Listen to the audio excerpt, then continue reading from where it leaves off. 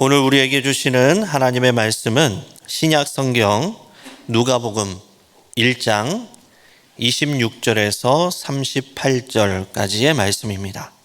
여섯째 달에 천사 가브리엘이 하나님의 보내심을 받아 갈릴리 나사렛이란 동네에 가서 다윗의 자손 요셉이라 하는 사람과 약혼한 처녀에게 이르니 그 처녀의 이름은 마리아라.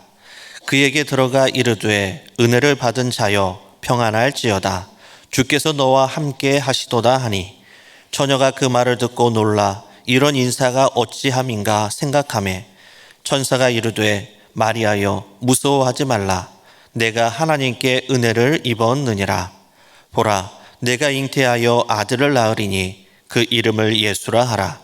그가 큰 자가 되고 지극히 높으신 이의 아들이라 일컬어질 것이요 주 하나님께서 그 조상 다윗의 왕위를 그에게 주시리니 영원히 야곱의 집을 왕으로 다스릴 것이며 그 나라가 무궁하리라. 마리아가 천사에게 말하되 나는 남자를 알지 못하니 어찌 이 일이 있으리이까. 천사가 대답하여 이르되 성령이 내게 임하시고 지극히 높으신 이의 능력이 너를 덮으시리니 이러므로 나실 바 거룩한 이는 하나님의 아들이라 일컬어지리라. 보라 내 친족 엘리사벳도 늙어서 아들을 배었느니라. 본래 임신하지 못한다고 알려진 이가 이미 6달이 되었나니 대저 하나님의 모든 말씀은 능하지 못하심이 없느니라. 마리아가 이르되 주의 여종 이온이 말씀대로 내게 이루어지이다 하매 천사가 떠나가니라. 아멘.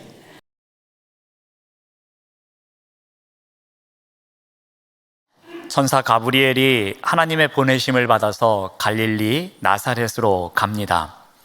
그곳에서 가브리엘은 다윗의 자손 요셉과 또 약혼한 처녀인 마리아를 만납니다. 그래서 오늘 본문 27절 말씀을 보면은 다윗의 자손 요셉이라 하는 사람과 약혼한 처녀에게 이르니 그 처녀의 이름은 마리아라 라고 기록하고 있습니다. 근데 여기서 누가복음 기자는 이 마리아에 대해서 소개하는데 처녀라는 단어를 2번이나 반복해서 사용하고 있습니다. 그만큼 마리아가 결혼하지 않은 상태인 여성임을 강조하기 위함입니다. 이 천사 가브리엘은 마리아를 만나자 어떻게 인사를 건넵니까? 28절 말씀을 봅니다. 은혜를 받은 자여 평안할지어다 이렇게 인사를 합니다. 자, 그런데 이러한 인사를 받은 마리아는 그 인사말이 담고 있는 의미가 무엇인지를 모릅니다. 은혜를 받은 자여 라고 하는데 은혜를 받은 자가 도대체 어떠한 의미인지를 깨닫지 못합니다.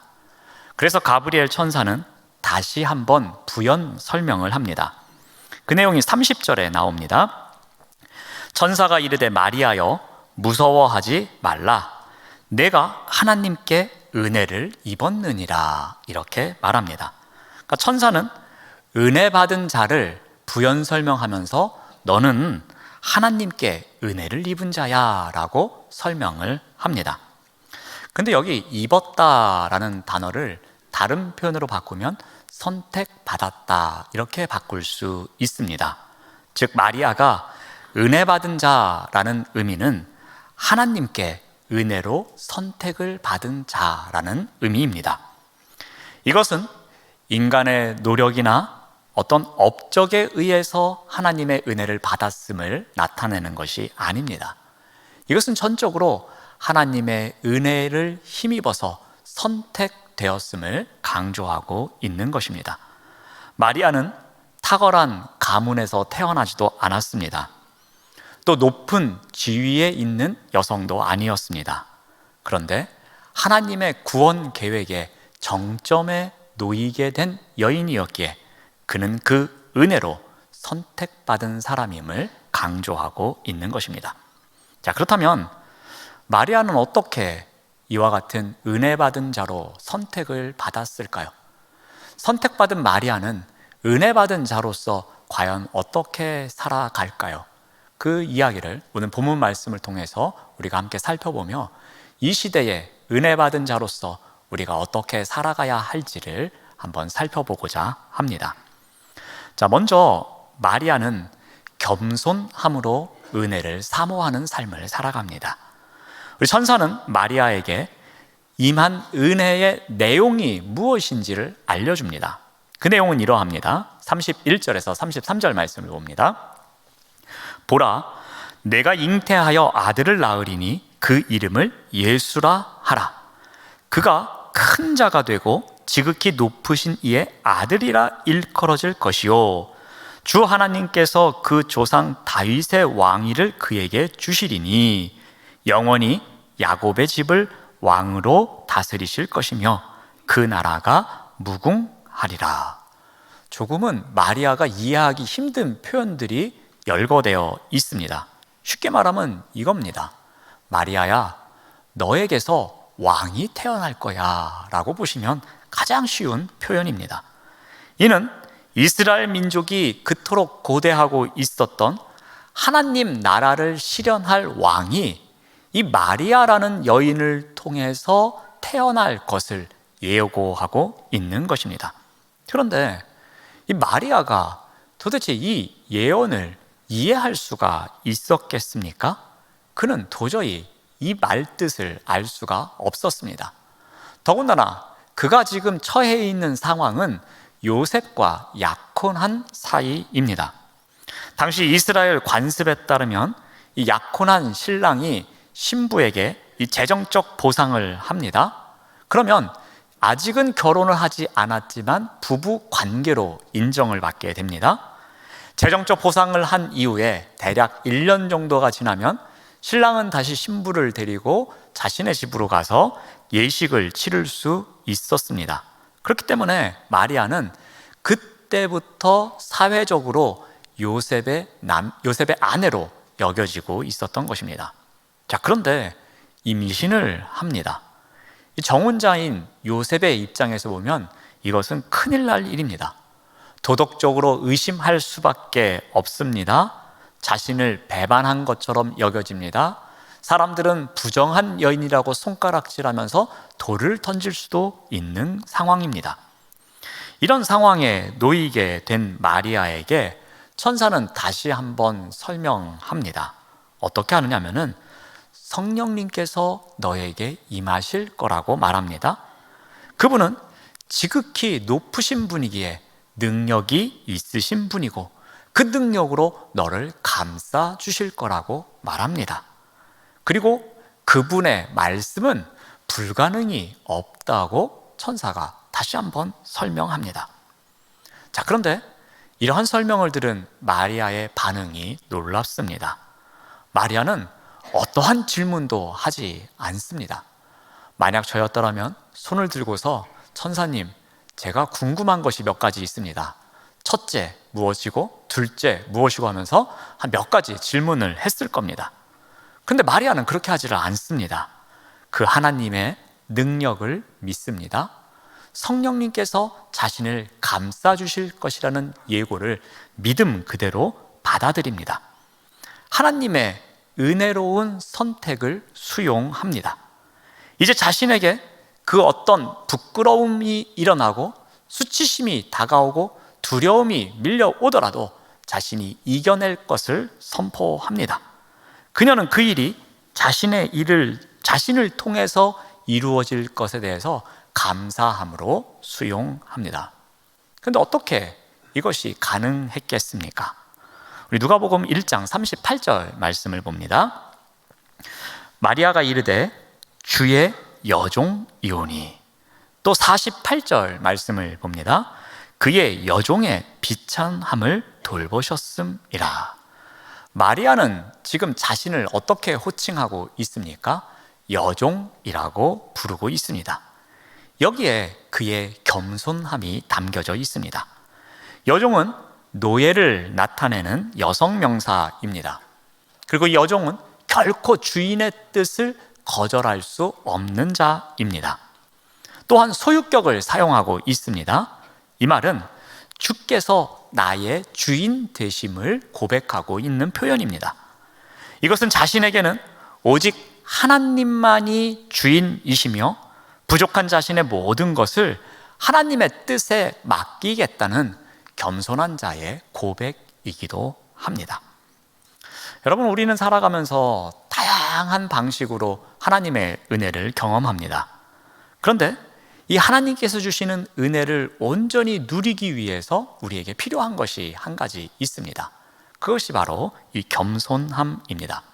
겸손함으로 하나님의 은혜를 늘 사모하는 마음이 있어야지만 하나님께서 우리에게 주시는 은혜를 우리가 온전히 누릴 수가 있습니다.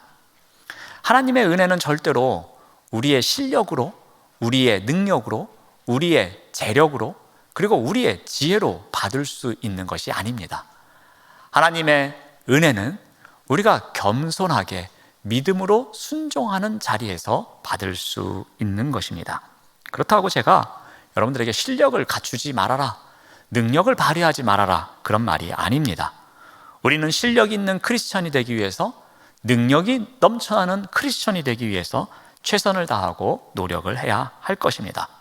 그러나 중요한 것이 한 가지 있는데, 하나님 앞에서나 사람 앞에서나 내가 실력이 뛰어난 사람이라고, 내가 능력이 뛰어난 사람이라고 착각해서는 안 됩니다. 늘 겸손한 자세로 자신의 부족함을 인정하며 살아가는 삶이 있어야 합니다. 자기의 능력을 과신하지 않는 것이 중요합니다. 자신이 실력과 능력이 있는 자라고 할지라도 자신은 늘 부족한 자임을 깨닫고 있어야 합니다. 왜냐하면 이 사람의 실력과 능력은 하나님 앞에서는 아무것도 아니기 때문입니다.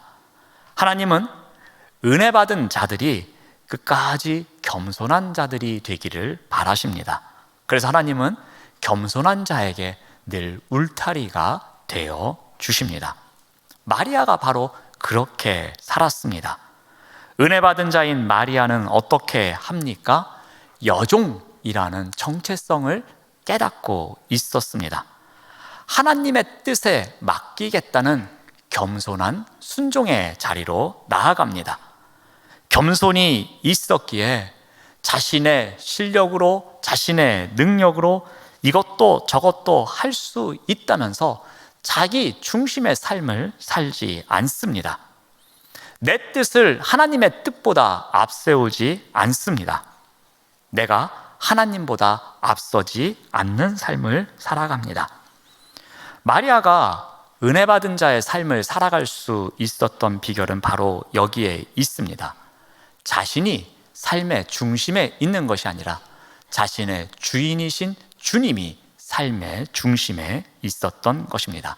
바로 그와 같은 겸손함이 은혜 받은 자로 살아가도록 도왔던 것입니다. 자, 두 번째로 마리아가 은혜 받은 자로 살아갈 수 있었던 것은 바로 이 흔들리지 않는 믿음의 그 비결이 있었습니다.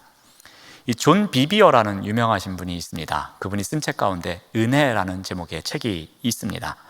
이 책에 이런 문장이 있습니다. 그리스도인은 은혜와 믿음으로 사는 인생이다 라는 문장이 있습니다. 누구나 할 수 있는 말입니다. 당연히 그리스도인이 믿음과 은혜로 살아가는 것 아니겠습니까? 그런데 이 둘 사이의 관계를 아주 묘하게 풀어냅니다. 존 비비어는 그리스도인에게 주어지는 하나님의 은혜, 이 은혜가 있기에 우리가 평범한 삶이 아닌 비범한 삶을 살아가도록 해준다는 겁니다. 이 하나님의 은혜가 있기에 우리가 평범한 자리에 있음에도 불구하고 남들과는 다른 선택받은 자로서 존귀하게 살아가는 은혜가 있음을 깨닫게 해준다는 겁니다. 자, 그런데 그 비범한 삶을 살게 하는 은혜, 이 은혜로 나아가기 위해서 무엇이 필요한가 하면 믿음으로 은혜에 접속하는 삶을 살아야 한다고 말합니다. 조금씩 복잡해집니다. 그리스도인은 믿음과 은혜로 산다고 합니다. 그런데 그 은혜가 우리를 비범하게 만드는데 그 은혜에 나아가기 위해서 필요한 것이 무엇이냐면 우리의 믿음으로 은혜에 접속하는 것이 필요하다고 합니다. 자, 그렇다면 한 가지 질문이 듭니다. 우리가 믿음으로 은혜에 접속을 어떻게 합니까? 라는 질문이 나와야 됩니다. 이에 대해서 존 비비어는 이렇게 말합니다. 믿음으로 은혜에 접속하기 위해서는 말씀을 마음에 심어야 합니다 라고 가르쳐 줍니다. 말씀을 마음에 심고 살아야 한다고 합니다. 이것이 은혜로 나아가는 비결이라고 합니다. 바로 마리아가 이러한 삶을 살아냅니다. 우리 1장 34절 말씀을 봅니다. 마리아가 천사에게 말하되 나는 남자를 알지 못하니 어찌 이 일이 있습니까? 라고 말합니다. 지금 마리아는 깜짝 놀랍니다. 천사의 말을 받아들일 수가 없습니다. 너무나도 놀라서 뒤로 넘어갈 정도입니다. 그런데 이 놀라움 가운데에는 또 하나의 감정이 들어가 있는데요, 의심이라는 감정이 들어가 있습니다. 도대체 이 말을 믿을 수가 없는 것입니다. 어떻게 이러한 일이 일어날 수 있습니까? 제가 알고 있는 한 이런 일은 절대로 일어날 수 없습니다. 저는 믿을 수 없습니다. 라면서 의심하고 있습니다. 자, 이러한 마리아에게 천사가 어떠한 이야기를 하느냐면은 엘리사벳의 예를 듭니다. 엘리사벳이 임신할 수 없는 자인데 그가 하나님의 은혜로 임신하였다는 이야기를 합니다. 그러자 마리아의 마음에 조금씩 변화가 일어납니다. 그런데 그의 마음에 결정적인 변화가 일어나는 말을 천사가 합니다. 그 내용이 바로 37절입니다. 37절 말씀을 보시면 대저 하나님의 모든 말씀은 능하지 못하심이 없느니라 라고 합니다. 무슨 이야기를 합니까? 하나님의 말씀 이야기를 합니다. 순간 마리아는 변화가 되어 갑니다. 왜 그렇습니까? 하나님의 말씀이 그녀의 마음에 심겨졌기 때문입니다. 그녀의 마음에 하나님의 말씀이 심겨지면서 그의 삶의 자리에 그 말씀이 영향을 주기 시작합니다. 지금까지 흔들렸던 마리아의 마음이 이제 견고해집니다. 하나님의 말씀에 대한 확고한 믿음이 생기기 시작합니다. 왜 그렇습니까? 믿음으로 은혜에 나아갔기 때문입니다. 바꿔 말해서 그 말씀이 그녀의 마음에 심겨지면서 그 하나님의 말씀을 믿을 수 있게 되었기 때문입니다. 그 믿음을 깨닫는 그 순간이 마리아에게는 최고의 은혜의 시간이 되었던 것입니다. 자, 그러자 이 믿음을 어떻게 고백합니까? 우리 38절 말씀을 봅니다.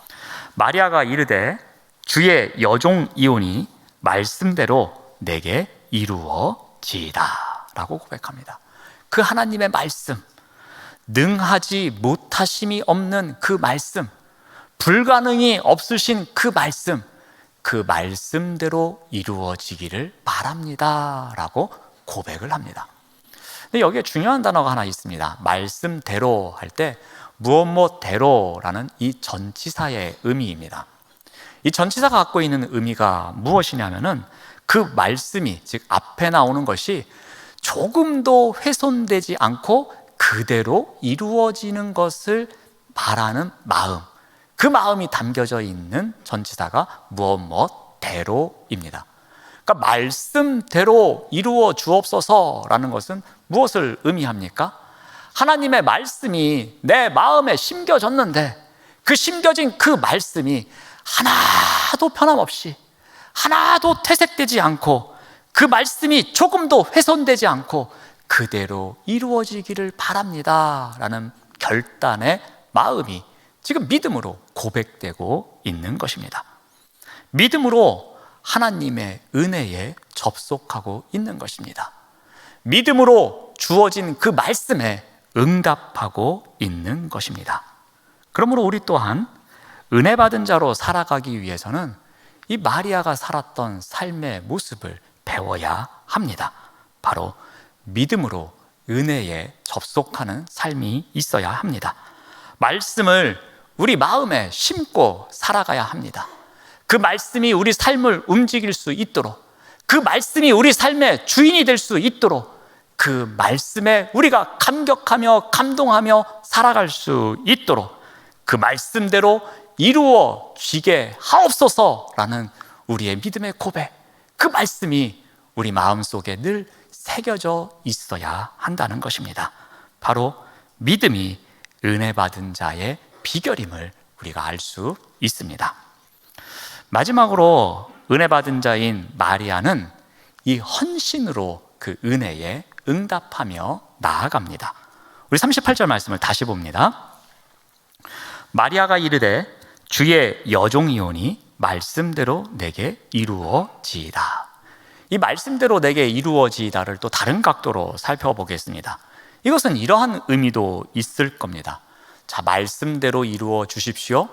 그 말씀에서 생각하시는 대로, 그 말씀이 이끄는 대로 하나도 훼손되는 것 없이 이루어 주십시오. 그러면 저는 모든 것을 드리겠습니다. 저는 그 말씀이 이루어지는 자리에서 저의 모든 것을 주님께 바치겠습니다. 그 말씀이 이루어지는 자리에서 제가 지금까지 갖고 있었던 그 특권, 그 기득권, 제가 생각하고 있는 모든 권리 다 내려놓겠습니다 라는 헌신의 마음이 담겨져 있는 것입니다. 바로 말씀대로 이루어 주십시오 라는 이 표현에는 제가 이제부터 헌신하겠습니다 라는 헌신의 시작, 헌신의 결단이 담겨져 있는 것입니다. 결혼하지 않은 미혼모입니다. 어떠한 수치심이 다가올지 모릅니다. 어떠한 고통이 올지 모릅니다. 어쩌면 돌에 맞아 죽을 수도 있습니다. 그럼에도 불구하고 그 모든 것을 감수하겠노라고 헌신을 고백하고 있습니다. 참된 헌신에는 대가가 따르는 법입니다. 마리아의 고백은 자신이 어떠한 대가도 치르겠다는, 그 헌신을 감당하겠다는 고백이 담겨져 있는 것입니다. 실제로 마리아가 앞으로 감당해야 될 헌신, 그것에 대해서 이 시므온이라는 사람이 이렇게 예언을 합니다. 우리 누가복음 2장 34절에서 35절 말씀을 봅니다. 시므온이 그들에게 축복하고 그의 어머니 마리아에게 말하여 이르되, 이는, 여기서 이는 예수 그리스도입니다. 예수는 이스라엘 중 많은 사람을 패하거나 흥하게 할 것이고 또 비방을 받는 표적이 되기 위하여 세움을 받았다는 겁니다. 그런데 칼이 내 마음, 여기서 내는 마리아입니다. 칼이 마리아의 마음을 찌르듯 하리니 라고 합니다. 시므온의 예언은 크게 세 가지입니다. 그 중에 두 가지는 예수 그리스도와 관련된 예언이고 한 가지는 예수 그리스도의 어머니인 마리아와 관련된 예언입니다. 첫 번째 예언의 내용이 어떠한 것입니까? 예수가 이스라엘 중 많은 사람을 패하게 하거나 흥하게 할 것이라고 말합니다. 즉 이스라엘 백성들을 구원케 하는 자도 있겠지만 그들을 심판하는 자도 있을 거라는 말씀입니다. 예수 그리스도가 이 땅에 오시는 그 목적을 이야기합니다. 자, 또 하나는 무엇입니까? 비방을 받는 표적이 된다고 합니다. 이것은 우리가 십자가 사건을 생각할 수 있습니다. 예수 그리스도께서 결국에는 십자가 사건을 통해서 이 비방을 받는 표적이 된다고 시므온은 예언하고 있습니다. 자, 그러면서 마지막으로 마리아에게 하는 예언이 무엇입니까? 칼이 내 마음을 찌르듯 한다고 합니다. 이것은 무엇을 의미하겠습니까? 아들의 아픔, 그 아들의 죽음을 보면서 어머니인 마리아의 심장이 찢어지듯이, 그 가슴이 찢어지듯이, 칼로 찌른 듯이 아픔을 겪는 그러한 고통의 삶이 있을 거라는 예언입니다. 이러한 일을 감당할 사람이 마리아라고 시므온은 예언하고 있습니다. 앞으로 마리아가 당할 고통은 이보다도 더 큰 고통이 오는 자리입니다. 그럼에도 불구하고 마리아는 어떻게 응답하고 있습니까?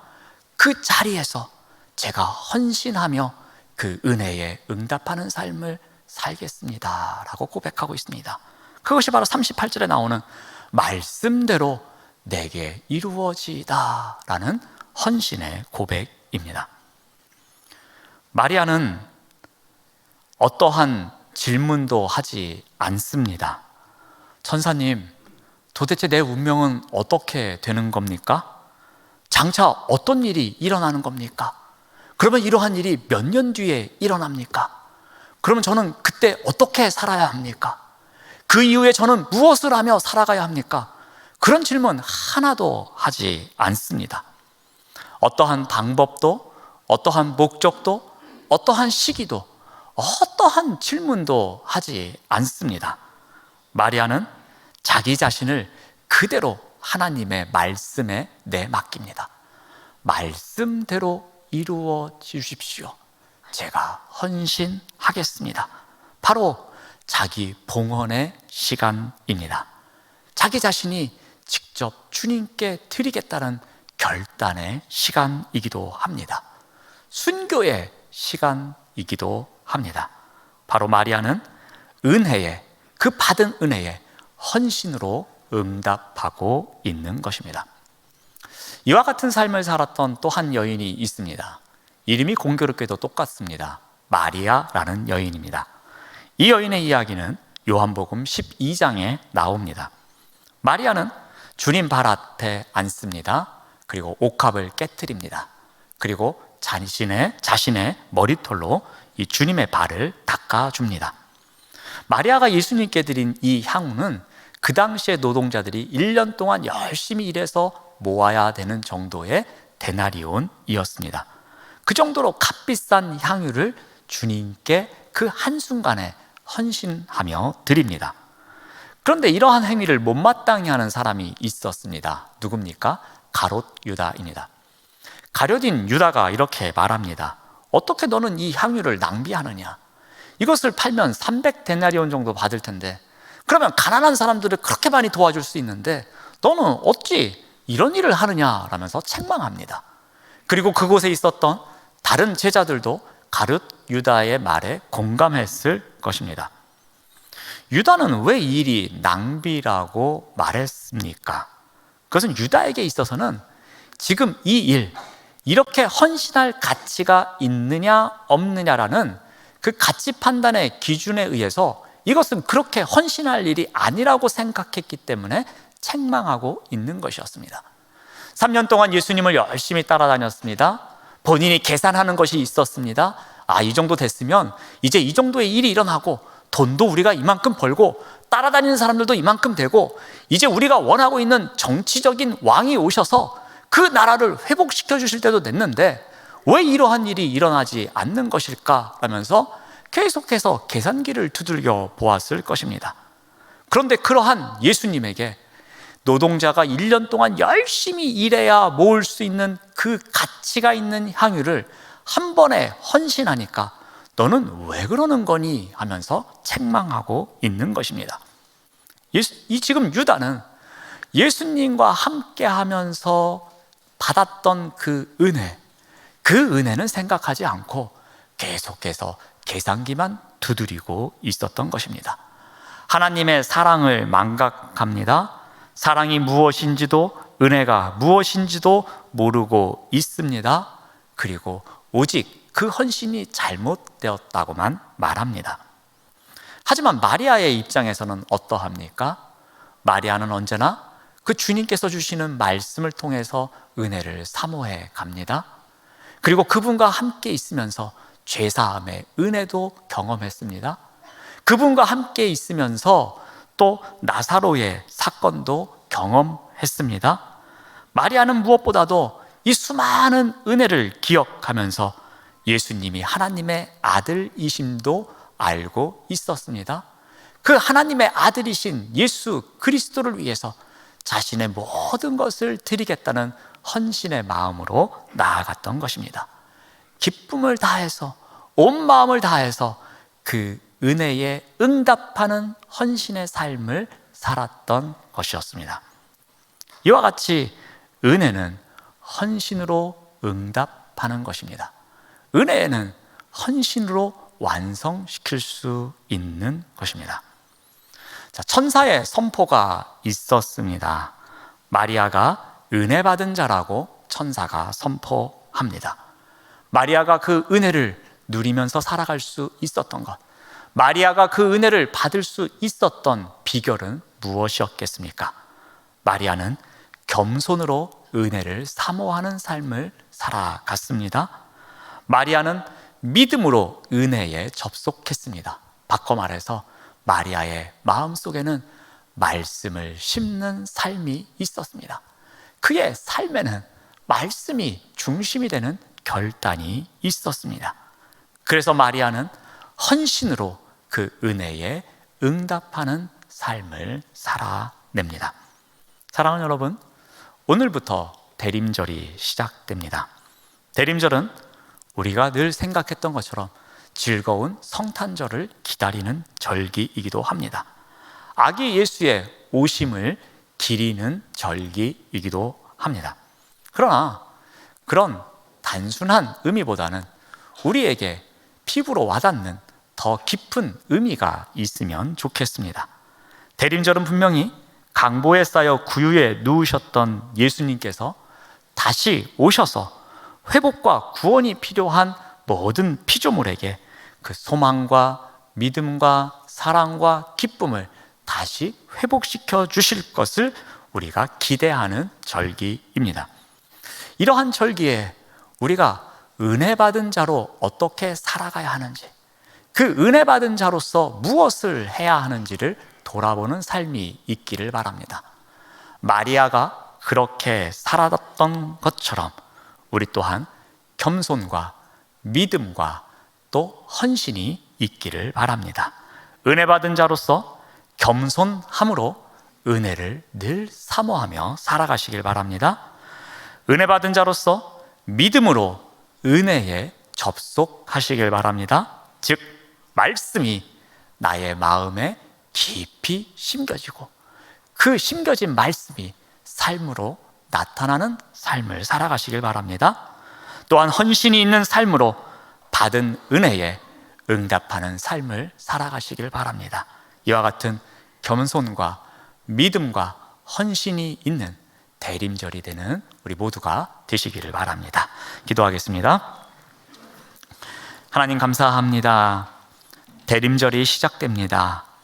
내가 받은 은혜가 나만의 기쁨을 위한 것이 아니라 겸손과 믿음과 그리고 헌신을 통해 우리 이웃과 세상에 그 기쁨을 전하며 살아가는 절기가 될 수 있도록 인도하여 주시옵소서. 예수님의 이름으로 기도드립니다. 아멘.